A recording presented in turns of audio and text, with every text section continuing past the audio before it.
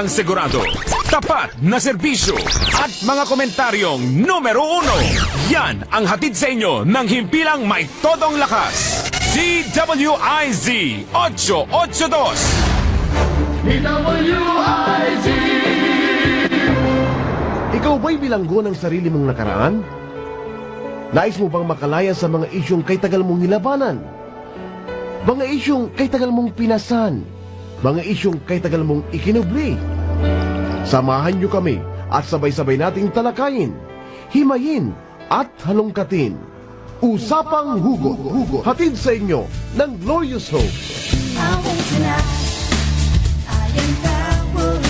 Okay, magandang gabi sa inyong lahat, mga tagapakinig, at tayo po'y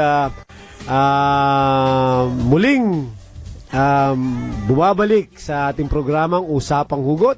Ako nga pala si Willie Gualyar at ang aking kasama. Magandang gabi po sa inyo. Ako si Life Coach Finn, na bumabati sa inyo ng napakasaya at napakasarap na gabi. Okay? Gabi na. At tayo, dyan lang po kayo at mga tagapakinig, marami po tayong matututunan muli sa programang ito at isa na rito yung ating guest partner. Kwento mo muna, ano ba yung Usapang Hugot? Sa mga hindi alam nyo naman, yung Usapang Hugot, kwento ito ng mga buhay at issues ng mga tao na talagang dumaan sa napakalaking pagsubok at humarap sa isang masalimuot na buhay. Pero sabi nga natin, dahil sa Glorious Hope, nagkakaroon ng hope ang buhay ng pag-asa ng tao. Nagkakaroon ng linaw yung kanilang mga hinaharap at nagkakaroon sila ng pag-asa. Partner, ako, sabi ko nga, medyo ito yung isang episode na talagang inaantabayanan ko kasi dito, sabi ko nga... Observer lang ako ngayon. Hindi, pero bukod sa topic, dati lagi ako ang nag-nosebleed ngayon, yung guest natin na mag-nosebleed. Baka mamaya malalaman nila ng mga ating mga tagapakinig kung bakit. Nung nakaraang linggo ba, ano ang ating issue?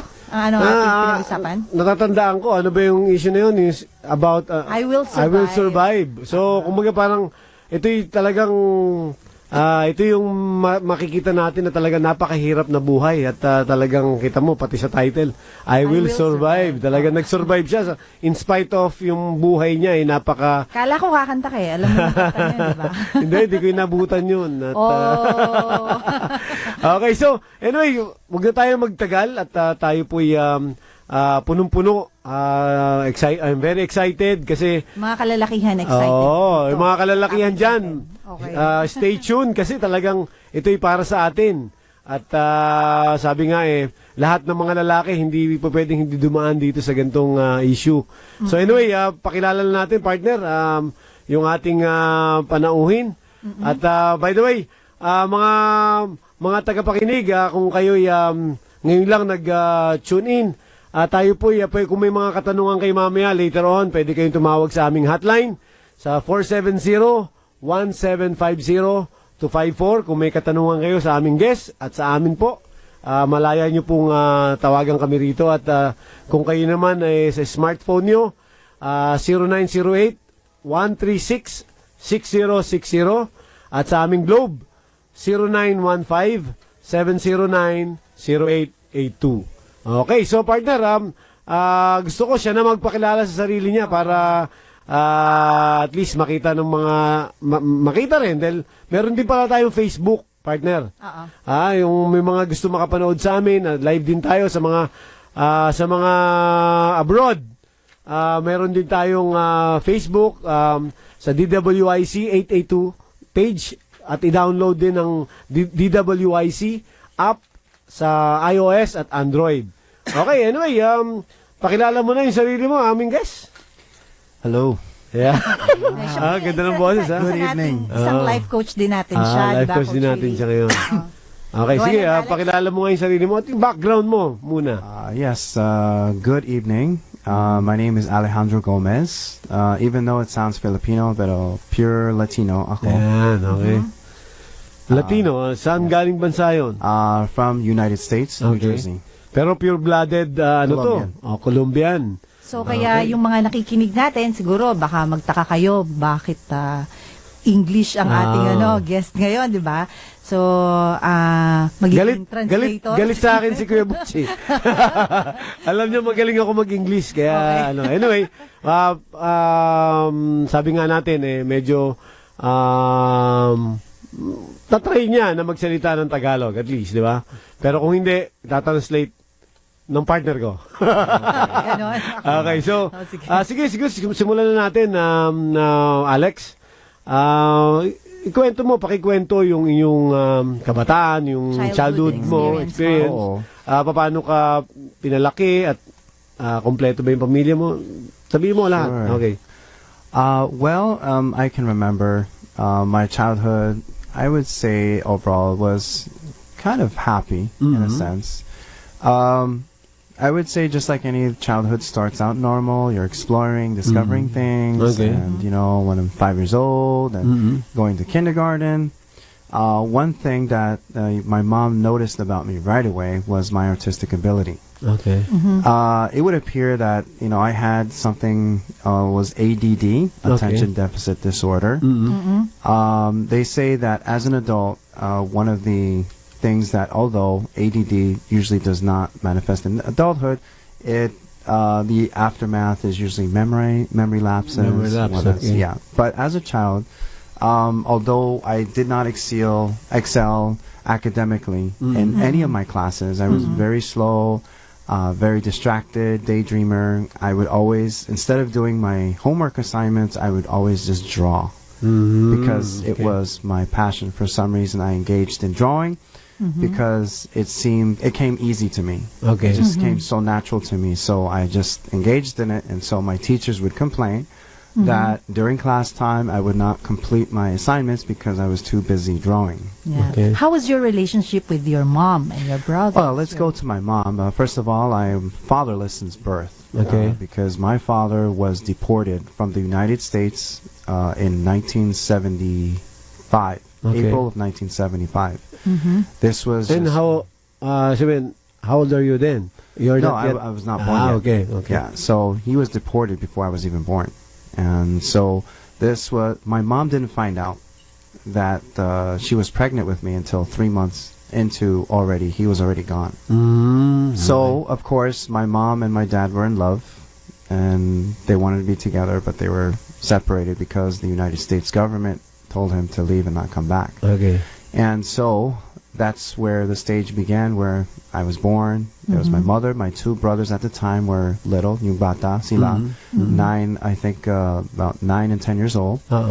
And so I can't remember much about. I do know that one of the highlights of my childhood was camping trips that we would take as a family. And it's something that changed me because I was born and raised in a city. So when we went up to the mountains, to me it was like a different world, and it was something very new to me. Now,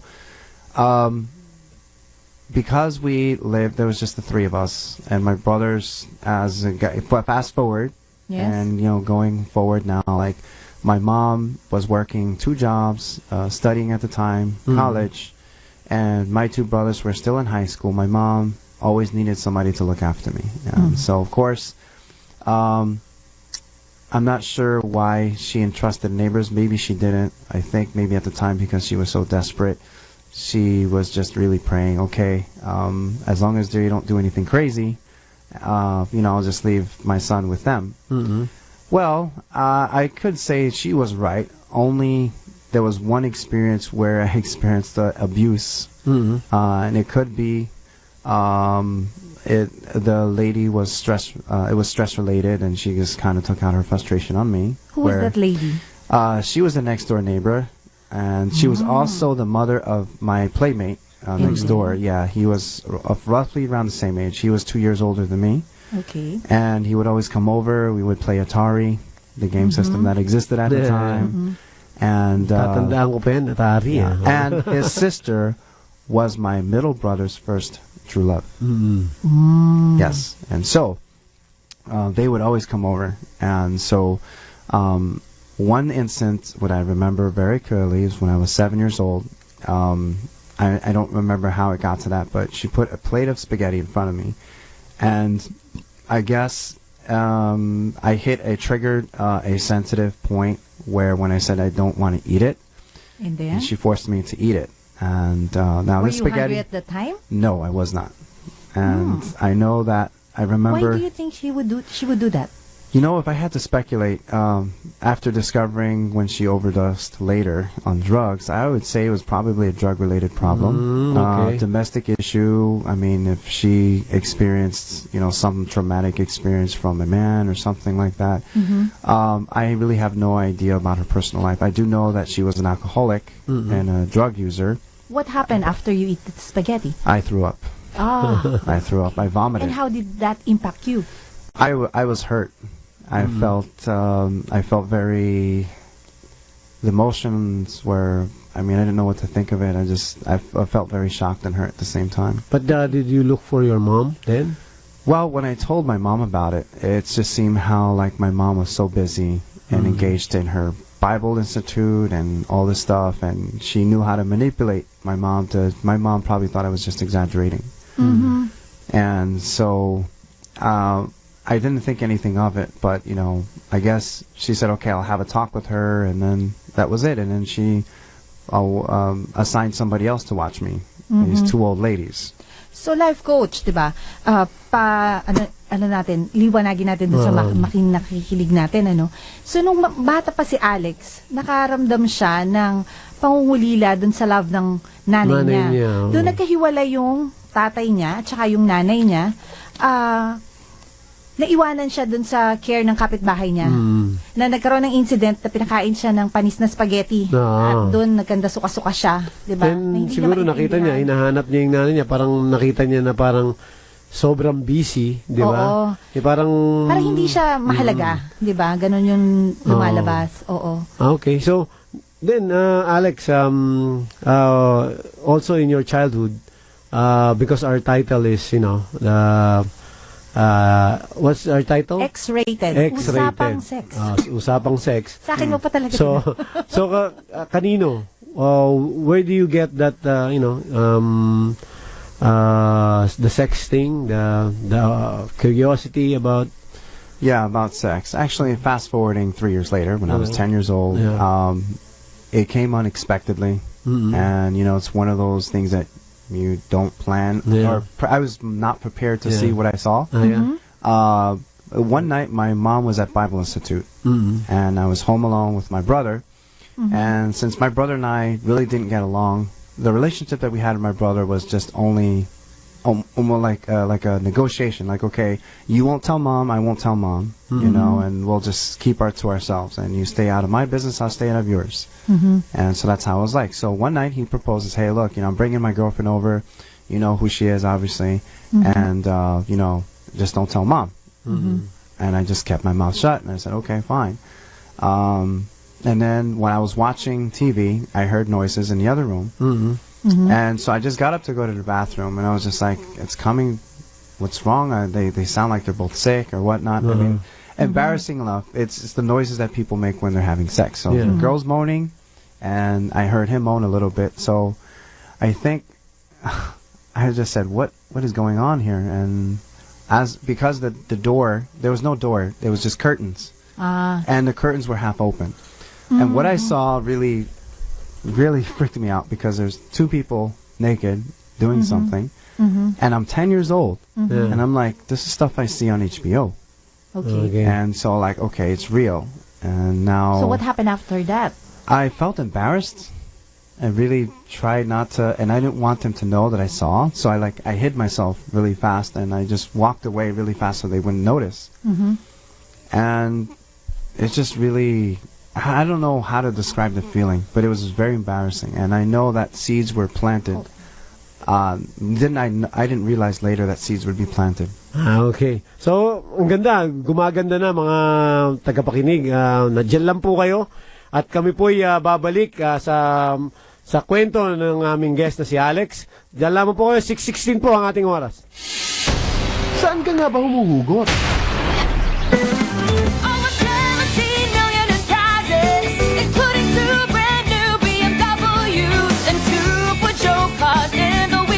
Just earn 20 points this summer, brother. Big points deep on earth.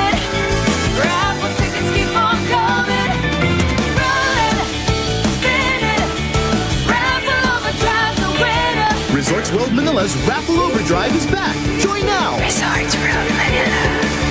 Raffle draws on August 12, 16, 26, and 31 starting at 7 p.m. Terms and conditions apply. Keep it fun. Game responsibly. DWIZ. Hugot pa more! Okay, tayo po'y bumabalik sa ating programang Usapang Hugot. At ang ating pinag-uusapan dito ay Usapang Sex. Okay, so, X-rated. X-rated to. Kaya mga tagapakinig, lalo yung mga kalalakihan, alam ko na kayo'y nakaka-relate ng sobra. Pero gusto ko ipagpapatuloy na ng aming guest yung kanyang kwento. Sinabi niya na sa atin na nakita natin sa kwento niya na in some ways, nakuha niya yung curiosity sa sex nung nakita niya yung brother niya na ginagawa ito dun sa kwarto nung naiwanan sila nung kanyang kapatid, na iniwan siya nung kanyang magulang sa pangangalaga ng kanyang older brother. Ngayon, ipapakwento na natin kay Alex yung kanyang puberty stage naman. Kasi kinuwento niya ni Alex sa atin yung kanyang childhood at ngayon naman yung time na nagbibinata na siya. Okay. Well, fast forward. Yeah, fast forward. Because what I try to do is just forget about that. Okay. And then, when my mom moved us out of a poor neighborhood into a nicer neighborhood where it's just all Caucasian, all the rich kids live there. It seems like no matter how much I try to just be conservative, kasi sobrang conservative ako at the time. But the kids invited me and said, "Hey, come with me. I want to show you something." Okay. So I said, "Wow, it's an initiation. Wow, Yeah. rich kids are." Because at the time, I had a low self-esteem because I didn't grow up a rich person. But surrounded by rich kids, they're showing me attention. So I said, "Why not? I'm going to go with them." Okay. And sure enough, it was to expose me to pornography, pornographic magazines. That is where I noticed that. I wanted to start satisfying my curiosity and experiencing. I started to feel ashamed or embarrassed because I noticed about my changes in my body that I wanted to explore more. Yeah. And I said, wow, I don't know why I want this more, but I'm just curious. I want to know. But as a conservative child, I did not wish to engage in the real act itself until I was much, much older. Okay. In fact, I made sure that even if I spoke to the opposite sex, I would always keep to my character, to myself, and I was like, no way, I would never tell a girl, or no matter how flirtatious they would be. I was just very conservative as a teenager. Okay. Did you tell about that with your brother or your... No one. Not my mother, not no one. I was too embarrassed to share So with you them. really kept it by yourself? Yes. And he is not used to it, right? You're Yes, not open I was to your... not. Because you're all. not close to your mom. But of course now, in New Jersey, as a minority, being in the minority group, the other girls my age, like 13 or 12 years old, really kept to themselves and really never mind me or much that. And even up until the age of 15, fast forward, now I'm 15 years old, and my mom sends me to a Christian camp. Okay. So I'm thinking, I thought nothing of it. I just said, I'm going to make new friends because I was very sociable. I'm going to show them my art skills. And so, I had plans to just, have fun and make friends. That was my life. I wanted to engage in social activities. And so, strangely enough, I received a culture shock. There were a lot of girls showing me attention. Okay. Because believe it or not, when I was 15, I guess, I had much longer hair. Okay.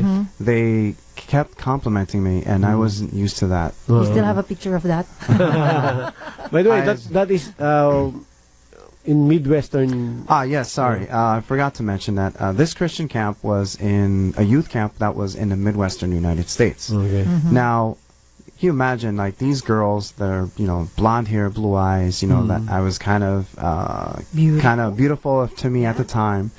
And I said, whoa, what? This is not real. This can't be. Or, what is going on here? They're telling me how handsome I am. And you're getting all the attentions that you want. Yes, and it felt good, and I wanted more of it. And to the point where actually one girl started initiating flirting with me, and I gave in. And, of course, You know, if it wasn't for divine intervention, I probably would have lost my virginity that night. But I did not until some years later. But we were engaging, and that was my first sexual experience with a girl. What were you thinking during that time?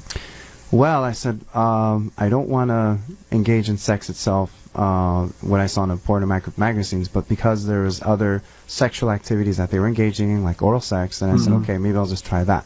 But I'm going to keep my virginity until I'm after an adult, because that was my moral standards. So I set a limit for myself. And so that was my first sexual activity at age 15. And yeah. So mga sarap na, gumaganda na mga tagapakinig. Ngayon, partner, nakita natin yung pag-develop nung kwento ni Alex na yung curiosity niya nung childhood, and then nung nasa New Jersey siya, minority ang mga Latinos doon So parang nung pagpunta niya dun sa youth camp na sa Midwestern United States, naging parang yung attention, para siyang hati ron. So parang dati kasi hindi siya masyadong pinapansin, di ba? Nakakuha siya ng pleasure dun pa lang sa pagpansin, kasi wala siyang attention na ganun, even dun sa family niya So nung nagkaroon siya ng ganung attention, dun siya parang yun yung nakikita niyang pleasure doon. So syempre, mga babae yun, nakikita lang niya sa mga magazines yung mga itsura nun, tapos biglang Tsaka ang kwento niya, 'di ba? Dati hindi siya pinapansin, 'di ba? Parang wala siyang halaga. Ngayon nung lumipat siya sa western, 'di ba?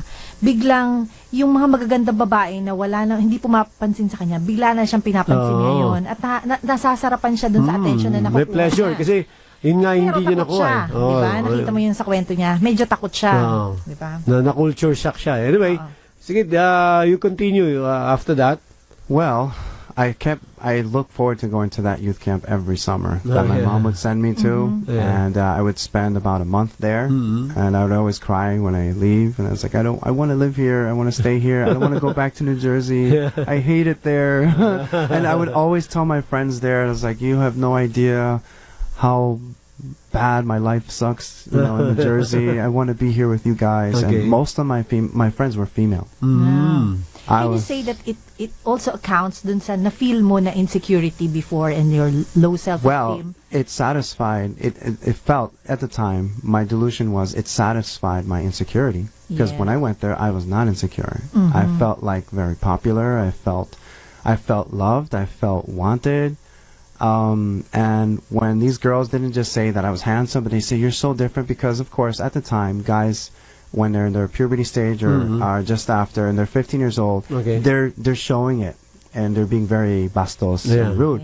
Where I was so different to them, and they would say, you're such a different boy, and I haven't met anybody like you before, and they wanted to spend time with me, so I felt it was just tickling my ears. So I was like, and that makes you want for more. Yes. For more. So after that part, you mentioned a while ago, you're emotional person, right? Yes. So, you can tell more about that when you have a serious relationship, right? Yeah, actually, even in that stage, I was looking for emotional attention that I did not get from my mom growing up, because since she was so busy with work and school and studying and all that stuff, that I had an absentee mother. And because of that factor, when I entered into my first real relationship, I was the one being more emotional than the girl. Unfortunately, the girls back in New Jersey were really playing with my emotions, because I was innocent and they were not, and so they took advantage of that. To say, oh, this boy, he doesn't know too much. Oh, I get to play with his feelings, and and so, of course, I was hurt by that. And then when I think when I was 22 or 23 years old, I met my first Filipina. And in New Jersey, right? Yes, in New Jersey, yeah, because we had a Filipino community and a Latino community as well. And so I remember her like being very free-spirited. And I always talked about like, hey, I want us to be together, and she was just like, you need to slow down. And I was very how should I say, I invested my emotions too quick. She's like, we just met, and you're being very, very emotional. It was unusual, because she's not used to meeting a guy like that, probably. And of course, so she broke up with me. It was actually the girls breaking up with me at the time. At the time, yeah. And so... And how do you take it? I felt rejected. Mm-hmm. I felt inadequate. And To the point of, are you crying after? yeah, I was a crybaby. You know, I was tearing when a girl broke up with me, and I would always try calling her, and then she would hang up on me, and I tried calling back, and I just didn't know any better. And after that incident, how's your next relationship? well, I had a first real relationship for 3 years with a Filipina. Yeah. She was from the province of Antique, and that's when I started discovering things about myself that I didn't know, because I didn't know they were there, because I was always told that I'm such a great guy and I'm such a good BFF, to the opposite sex. And it wasn't until I was in a relationship that I started to realize certain shortcomings that I've had, defense mechanisms that I had. Can you tell us something about that? When there was one incident that my Filipino girlfriend accused me of misplacing her jewelry.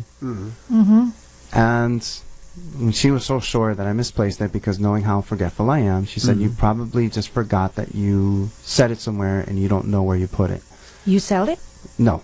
I actually I don't recall actually going near her jewelry, but that triggered an emotion that was similar from my childhood, because my mom, when I was probably around 7 or 8 years old, she humiliated me around the neighborhood, because she yelled at me. She's like, where's my gold watch? That had sentimental value to her, because it was a gift from her dad, and she swore that I lost it. And I was crying because she was dragging me around the neighborhood, forcing me to ask people, where's the watch, as if I'm the one who took it and gave it away. Yeah.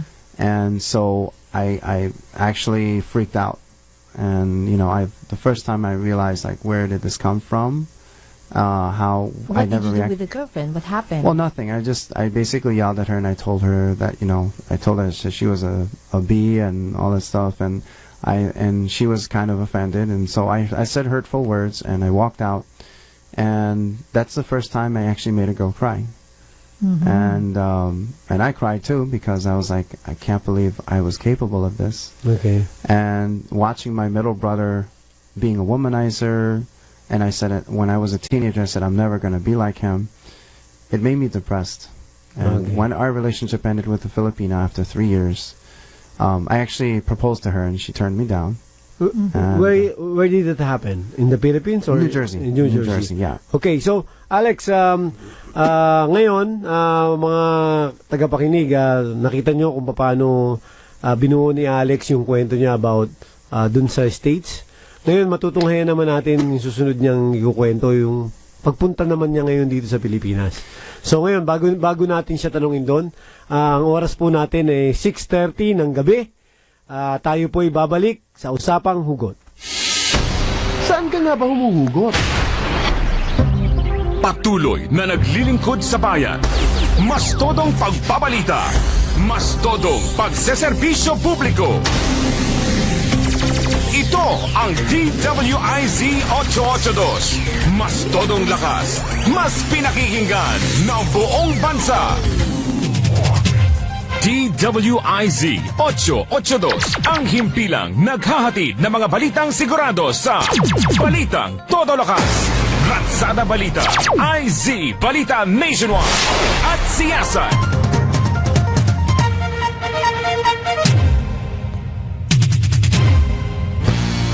Congratulations to the 25th KBP Golden Dove awardees. Siyasat, Best Documentary Program. Miss Maru Sarne, Best Magazine Program Host. And to the following finalists, DWIC 882, Best AM Radio Station, Metro Manila, IC Balita Nationwide, Panghapong Edisyon, Best Newscast, Metro Manila, and 97.9 Home Radio, Best FM Radio Station, Metro Manila.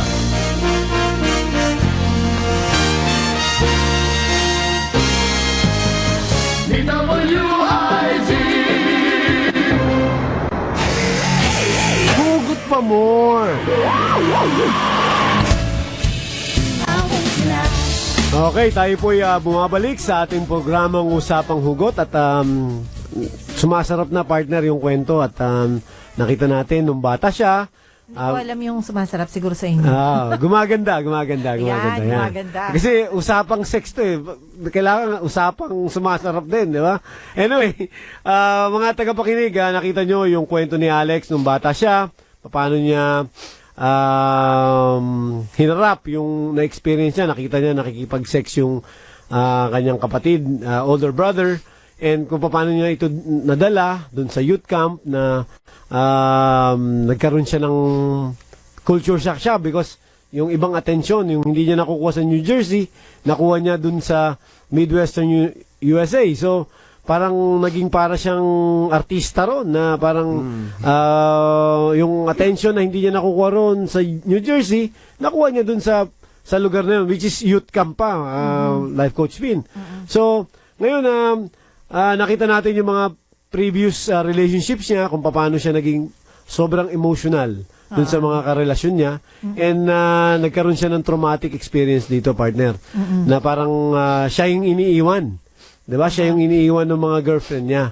And ito magandang part to, partner. Mga tagapakinig, pakinggan niyo yung susunod. Kasi parang may revenge thing dito na mangyayari. So, Alex, kwento mo nga yung after ng mga serious relationships mo na you're the one getting hurt and you back with the vengeance. Okay, kwento mo.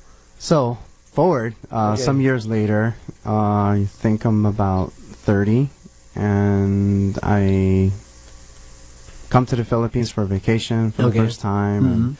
And, I was overwhelmed, and the same feeling I had when I was in the Midwestern United States came back to me. Artista ako. Yeah, and of course, I was just overwhelmed. But then I was conscious. I said, well, if don't think I'm going to take any relationship seriously here, because before yung kwento ko is, you know, I'm thinking, well, first of all, a lot of them, they're probably just after money, and I'm not going to take me seriously.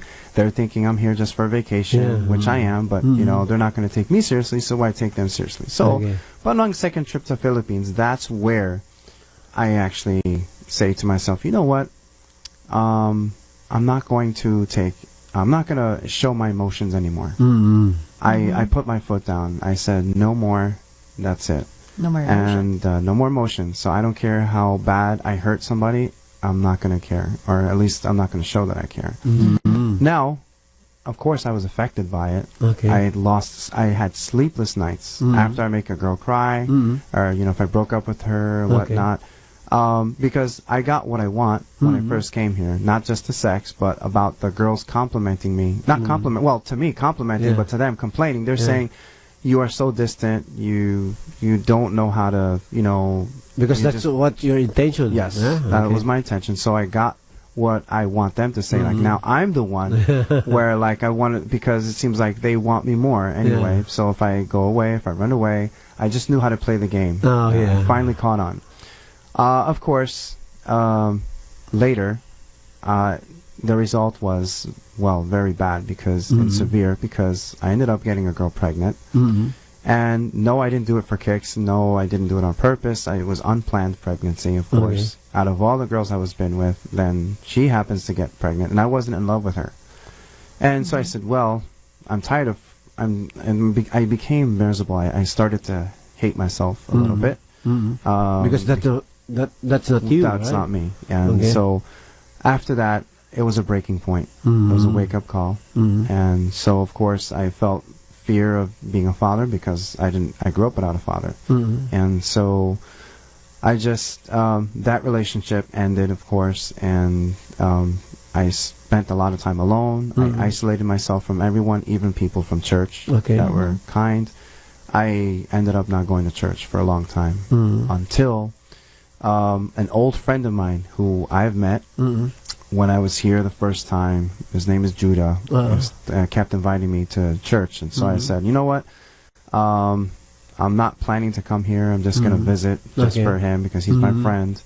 I ended up coming back because I started to see a lot of pretty girls here. And so I said, okay, I'll come back. So that was my motive.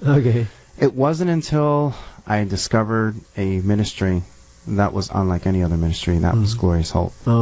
Now, what made Glorious Hope so significant for me personally? Okay. I've been to church. I've heard really awesome sermons that were very inspirational, and sermons that make me cry, that made me wow, and so wow. But it wasn't enough to shake me. Yeah. And Glorious Hope exposed who I was and what I carried with me all my life. Okay. And the realization was the depression, the loneliness, the lack of love that I felt that wasn't there, the distorted view I had of God that I didn't even know. I used to wonder why I had trouble being a Christian or walking with God, because absentee father, absentee God. Yeah. And so Glorious Hope made me realize a lot of things. It made me realize that in order for you to be whole as a person, you need to realize things about yourself, a moral inventory, so to speak. Yeah. And when you discover that the why factor in why things happen, why did God allow certain things to happen in my life? How did I become? Why did I become? To conclude my experience with Glorious Hope, it comes down to the philosopher Mark Twain. I think goes hand in hand. And Mark Twain said, there are two most important days in your life. The day you were born and the day you find out why. And at Glorious Hope, I started to find out why. Okay. So you mean you start to discover more of yourself when you enter Glorious Hope? Yes. And I also discovered that it's not a singular event, meaning to say that everything is a process. Can you share with us right now the things that you've discovered about yourself? Yes, I discovered that I was very self-centered. I was very arrogant and proud. And I also discovered that I needed healing from my past. Also, being away from my mom so long, I didn't realize how it started to affect me, where I just wasn't being myself anymore. Started to lose myself. And when you discover that you need healing, and become realized, you have realization, the next step is, okay, decision to action. And that's when recovery begins. And what I really appreciate about Glorious Hope is that no one graduates when it comes to healing. Everything is a process. We're still a work in progress. I'm still recovering. As my testimony says, instead of recovered, because when I've been to churches in the past, I'd always hear testimonies of past tense only, never current. Yeah, correct. Where in Glorious Hope, it's an ongoing process. Okay. So what I appreciate about Glorious Hope is that I feel like a misfit, that I belong. Yeah. I feel like I'm a mess, and I'm okay with that, because everybody else is a mess along with me. Exactly. Yeah. Now, did you discover why you're not giving importance to the relationships that you've had before? What I realized is that, you don't do things maliciously, but, it's a pattern that forms. It could be through hurt and pain. In the past, no? Past experiences that you think they go away just because you choose not to address them. But it doesn't constitute that they're not there. Ang ganda ng partner. Explain mo. Hindi, totoo yun. Actually, yung nakita ko kay Alex, yung kaya niya nagagawa yung mga bagay, dahil yung past experience niya, yung hurts niya, is, yun nga, sabi nga niya, parang kala mo, nawala na lang eh. Diba? Dahil lumaki ka na, tumanda ka na, pero nandun pala yun, may effect pala lahat ng mga ginagawa nating decisions, yung mga ginagawa nating actions, is may kinalaman yung past natin. And sa Glorious Hope niya nakita eh. Yeah. Sabihin, nakita niya kasi doon hinihimay partner eh. Yun nga ang kagandahan sa mga tagapakinig natin na hindi alam yung Glorious Hope. Ang Glorious Hope po is isang programa na talagang hihimayin ka eh. Sabihin na hindi isang proseso siya. Nakilala niya yung sarili niya. Oo. Diba? Mas makikilala mo yung sarili mo pagka hindi yung nakaharap ka nga sa salamin pero lampasan yung tingin mo dun sa ano. Kasi nakikita mo kung sino ka ba talaga. Kasi normally, pag humarap ka sa salamin, nakikita mo lang yung mukha mo. Physical attributes mo, di ba? Pero yung emotions mo, kung sino ka talaga, paano ka nagre-react dun sa mga bagay na pangyayari sa buhay mo, at paano mo siya na-overcome, at ano yung ginagawa mo para mapagtakpan mo yung itinatago mong nararamdaman mo. Hindi ito yung katulad nung salamin na ipinapakita ni Boy Abunda, di ba? Na ano yung nakikita mo. Tama yun. Makikita mo lang yung sarili mo May katotohanan yun. Kasi nakikita mo beyond. Di ba? Doon sa Glory Soap, nakikita natin, we realize na hindi kumbaga lahat ng problema pala natin o lahat ng mga sugat o hurts na itatago lang natin. Hindi siya talaga nare-resolve, okay? Actually, I'd like to add also that through this ministry in Glory's Hope, it enabled me to make amends with my mother. Okay. And she cried on the phone. Yeah. And, you know, we were talking long distance. And I said, Mom, I forgive you. And I love her. And I can't wait to see her again soon. And we have a great relationship now. Okay. We really do. And, you know, my brothers, we get along. We're distant, you know, people and stuff. But, you know, it's one thing that I'm very thankful to God that He had mercy and grace enough to me to allow me to discover such an amazing, amazing program that is really by far way more powerful than anything I've ever encountered in my life because it's effective. It broke me. Yeah. It's still breaking me. Yeah. Okay, so ang galing. Talagang ako touch na touch ako sa narinig ko kay Alex because yun nga, dun sa testimony ni Alex, ang dami niyang talagang taong pinuntahan. Saka life coach, ano kasi, yung nangyari sa kanya, nagkaroon siya ng talagang anger sa nanay niya. Kasi ang naramdaman niya, pinabayaan siya. Hindi siya importante, hindi siya mahalaga. Tapos dahil nagkahiwalay nga, so busy siya dun sa ibang mga sa kanya, parang binigay na lang siya sa yaya, tapos parang walang pakialam dun sa pwedeng nararamdaman niya. Kaya nga, nagkaroon siya ng low self-esteem, di ba? Nagkaroon siya ng depression, nagkaroon siya ng insecurity, na nahanap niya tuloy dun sa iba-ibang relationships na, di ba? Saka apektado yung decision niya na most of the time is mali yung pinupuntahan niyang decision because of yun yung kanyang natutunan nung bata. Kaya yung mahirap mahirap yung nararamdaman niya na galit siya sa nanay niya. Pagkatapos magme-make amends siya, di ba? Hihingi siya ng tawad dun sa nanay niya. Kaya ang feeling niya, ako nga agrabyado Ako na agrabyado, ako ang pinabayaan mo di ba? So yun ang pinakamahirap. Anyway, talagang sumasarap po. Gumaganda pala, hindi sumasarap, gumaganda na. Dahil nakikita na natin yung ang buhay na talagang nakita mo na parang ang labo, 'di ba? Parang masyadong mess up. Pero dahil dun sa programa, nagkakaroon ng pag-asa dahil kay Jesus, 'di ba? Dahil kay Jesus. Yes. So anyway, tayo po lumalalim sa ating pinag-uusapan at siguro sa mga tagapakinig natin,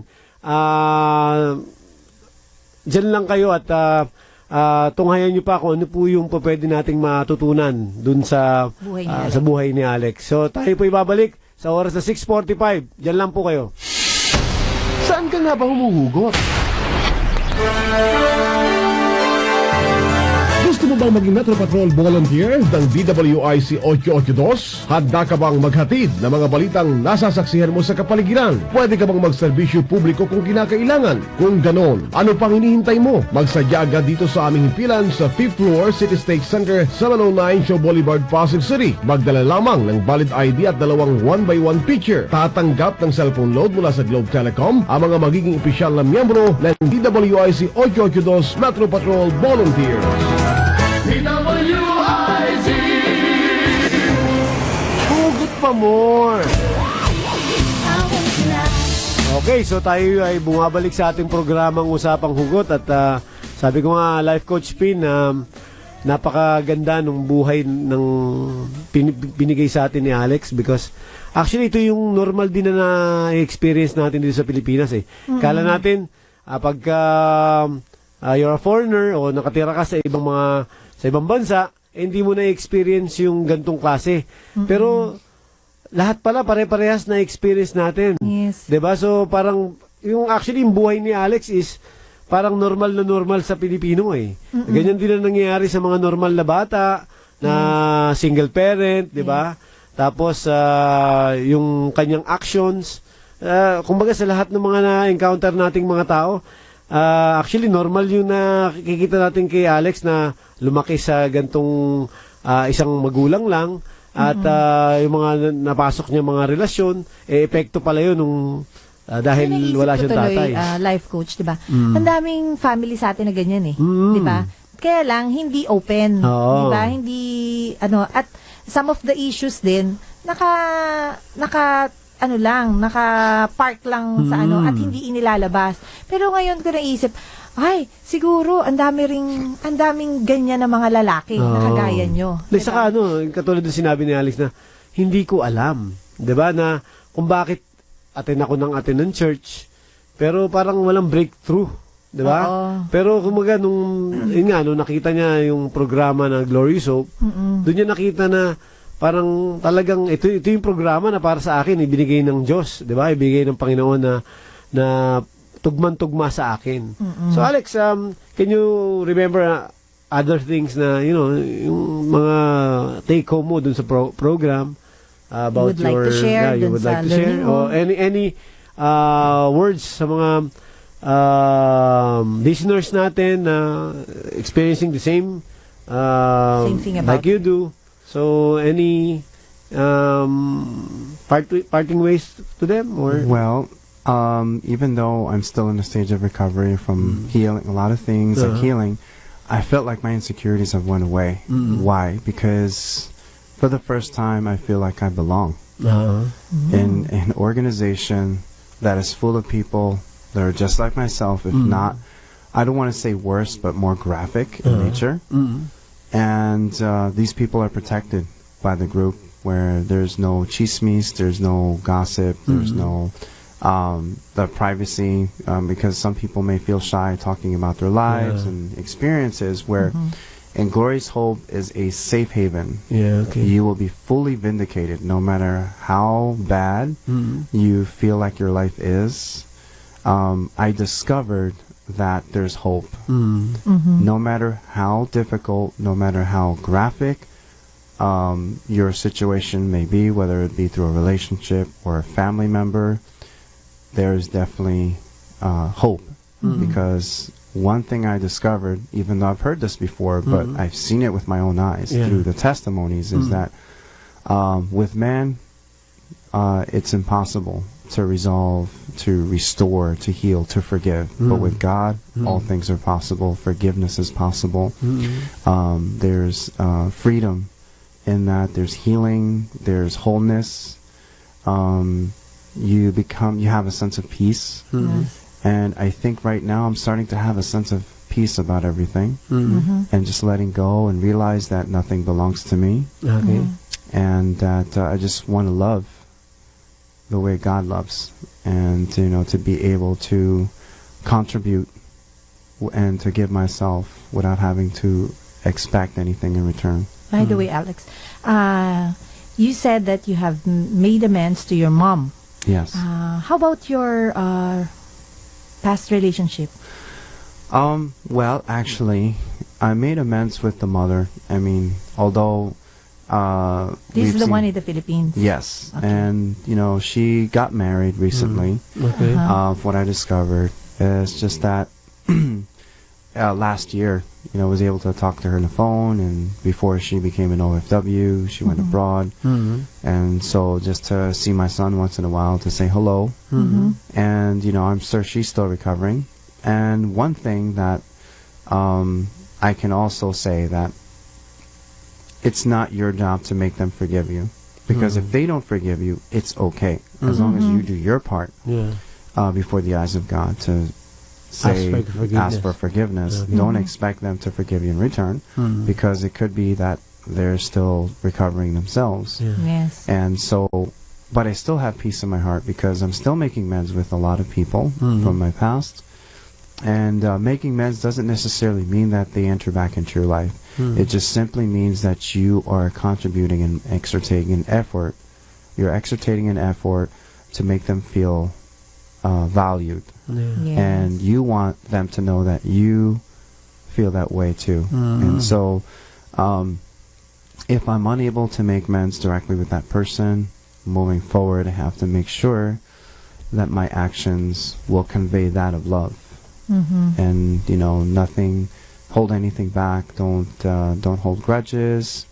I think I've forgiven everyone from my past. It's just now a matter of, okay, Lord, now show me who I need to make amends with more and more. And so it's a process. It's still a journey. But there's grace and mercy, and you don't have to feel discouraged or down about it, because everyone is going along with the journey with you. And even life coaches have confessed and admit that they're still in that journey making amends. So it's a comfort. And it makes me feel like I'm at home, and I have a family, a strong spiritual family, because Glorious Hope is not another D group or discipleship group. It's not just another. It is a whole new level of graphic and, as rated X, I should say. And, for those people who have been to church and have seen a lot of things where there's the mistress of the husband actually is there at church, and there's awkward situations where, like, oh my gosh, I remember being with this person at a nightclub, and now I see them there at church. Glorious Hope will make you feel comfortable, and you will feel like you're not the only one. Alex, after going through the Glorious Hope, how can you view sex now? How does Alex view sex now? Well, of course, it still feels, good and pleasurable. I mean, but I see that there should definitely be emotional commitment involved. I don't see it as just something as a satisfying thing. I think before, I was still, even in Glorious Hope, I was still trying to cover my emotions, and I was not giving into it, where now I feel love. And of course, from a biblical perspective, it's something that I know that God created, and it's something for a man and woman to experience wonderfully within the confines of marriage. And so one thing I can see is attending seminars. It's a process. And of course, have I gotten it there yet, like in terms of temptation? I've fallen, of course, but it's a work in progress. But the difference is now is that if I'm going to be with somebody or intimate with somebody, preferably in marriage, but if, let's say, the difference is between now and before is that I would say that I can't be with somebody unless I love them. I cannot have I cannot have intercourse with somebody just for the sake of satisfaction. I have to really love that person hardcore. Wonderful. So, thank you, Alex. Napakaganda, at thank you for trusting the program, to share your story. And marami tayong na-blessed na mga tagapakinig. Partner, ako, sobrang blessed ako ngayon eh. So, ikaw, ano ba yung naging mo rito, pananaw sa ating usapan ngayon? Dapat nga, lang ako spectator lang dito ngayon di ba? Pero hindi ka ba na-bless sa storya niya? Of course, I am. Kasi nabigyan ng halaga yung mga bagay na yun. Kasi kadalasan sa mga ganyang situation, kaming mga babae, we feel na kami ang talo, di ba? Kasi may emotions din kami nang nilalagay doon, kasi hindi kami physical unlike na lalaki, di ba? Pero because doon sa kwento nga ni Alex, nabuksan din yung pananaw din ng mga babae that men, ang lalaki din pala, emotional din sila. Emotional talaga kami. Talagang pag umiibig kami, talagang tapat. Hindi lang namin pinapakita. Hindi lang namin pinapakita masyado Pero totoo yun. Totoo yung sabi mo, partner. Tama yun. Ang importante, nakita ko doon, importante talaga yung dynamics ng family. Sa isang pamilya, na mapakita mo doon sa anak mo yung importance nila, yung halaga nila, di ba? Tsaka yung pagmamahal na kailangan ng bata. Kahit babae o lalaki yan, di ba? Kasi ingredients yun pala ng habang lumalaki ka, kung ano nagiging pananaw mo doon sa mga bagay-bagay. At kadalasan, pagka hindi tama yun, hinahanap mo sa iba Kagaya ni Alex, di ba? Hinahanap niya doon. At nung nasatisfy siya, akala niya, tapos na yung problema niya. Oo. Pero it will, papasok, magiging creeping sa iyo na hindi ako yun I'm yung moral values ni Alex lumabas dahil dun At dahil dun sa pagkawala din ng tatay niya, 'di ba? Nakita rin ang ganda nung sinabi ni Alex kanina na meron siyang distortion, meron siyang maling pagtingin sa Panginoon because Absentee father. Absentee father. So paano niya makikilala talaga yung Diyos? Wala siyang tatay. Sa ang hirap pagtiwalaan yung taong hindi mo kilala. So ganoon din ang Diyos na hindi mo nakikita. So kaya at least ang ganda, no? Ang ganda nung natin na natutunan ngayon na alam natin na sa ating mga tagapakinig marami nakarelate sa inyo at patuloy kayong tumuhay sa programang ito dahil alam nyo naman po mga tagapakinig, ito'y kwento nyo, kwento ng buhay nyo na masasalamin nyo yung kung ano kayo, di ba? Ano yung dinadanas nyo ngayon, kung ano yung mga na-experience nyo pa pwedeng maging katulad nung inihahatid naming kwento sa inyo. Anyway, tayo po sobrang bilis ng ating panahon. Bibigyan ko na lang ng pagkakataon si Alex. Gusto mong If you want to greet someone, gusto mong bumati. If you want to greet someone, you can greet someone. Magandang gabi po sa inyo lahat. Galing ha? For those listening in the United States, greetings from the Philippines. And I hope that you were touched by this because I didn't create my own story. It was definitely God had a purpose for everything happening. Exactly. Okay, thank you, Alex. Ikaw, life coach Min, baka may gusto kong batiin. Gusto kong batiin yung anak ko kasi birthday niya kahapon. Hi Isa, happy birthday. Saka yung aking panganay, may sakit, masakit yung tiyan kanina. Kobe, get well soon. Kay Winona and kay Patricia, stay tuned. At saka nagpapabati rin pala yung D12 natin at saka yung D group natin. Hello. At kay Manong Johnny na dinalaw tayo dito sa station. Maraming salamat. At kay JP. Kay Kuya Butch at si Fred na namimiss ko. Once a month ko lang nakikita. Ay, may bisita tayo. Hindi natin napakilala. Si Joy. Anong pangalan ni bisita mo? Her name is Joy. Joy. Okay. Si Joy. Maraming salamat, Joy. Thank you for being with us. Ngayon, sumapit na po tayo sa ating huling yugto na ating programa. At ang susunod po na tutungayan nyo sa episode na to is yung payaso. Payaso. Ihahatid nila JP JP at Life Coach Yet. So, kung ano yung payaso, alamin nyo na lang next week. At tayo po nagtatapos na at ang susunod na programa ng ating istasyon DWIC 882 ay ang Bella Filipina.